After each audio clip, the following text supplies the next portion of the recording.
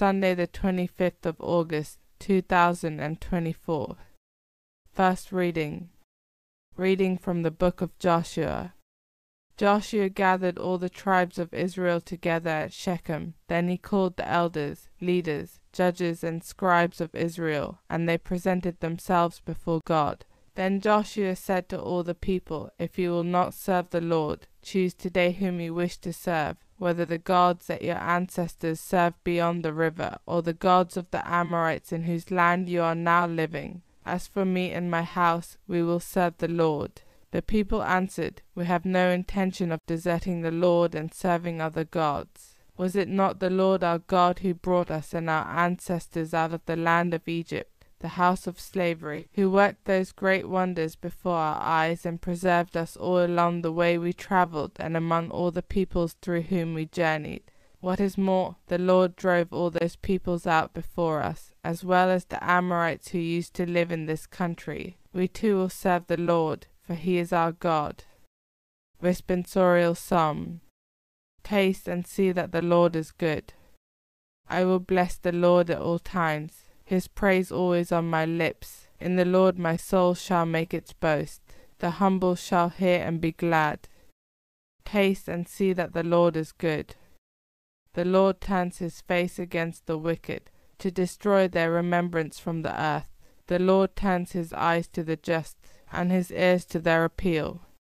Taste and see that the Lord is good. They call and the Lord hears, and rescues them in all their distress. The Lord is close to the broken-hearted. Those whose spirit is crushed he will save. Taste and see that the Lord is good. Many are the trials of the just man, but from them all the Lord will rescue him. He will keep guard over all his bones. Not one of his bones shall be broken. Taste and see that the Lord is good. Evil brings death to the wicked. Those who hate the good are doomed. The Lord ransoms the souls of his servants. Those who hide in him shall not be condemned. Taste and see that the Lord is good. Second reading. Reading from the book of Ephesians.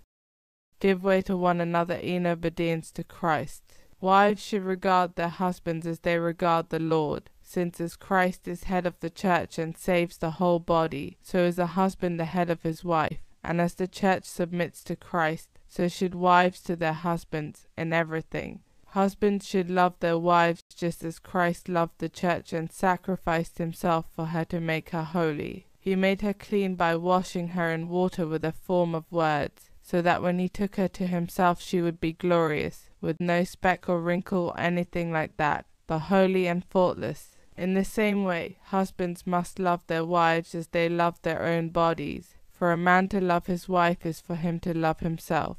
A man never hates his own body, but he feeds it and looks after it. And that is the way Christ treats the church, because it is his body, and we are its living parts. For this reason, a man must leave his father and mother and be joined to his wife, and the two will become one body. This mystery has many implications, but I am saying it applies to Christ and the church.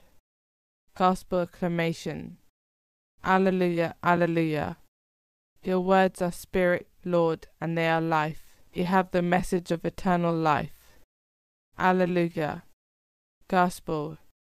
Reading from the book of John.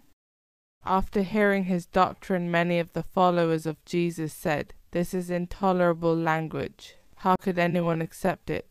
Jesus was aware that his followers were complaining about it and said, "Does this upset you? What if you should see the Son of Man ascend to where he was before?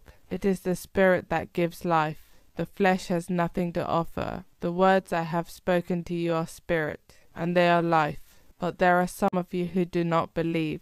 For Jesus knew from the outset those who did not believe, and who it was that would betray him. He went on, "This is why I told you that no one could come to me unless the Father allows him." After this, many of his disciples left him and stopped going with him. Then Jesus said to the 12, "What about you? Do you want to go away too?" Simon Peter answered, "Lord, who shall we go to? You have the message of eternal life, and we believe. We know that you are the Holy One of God."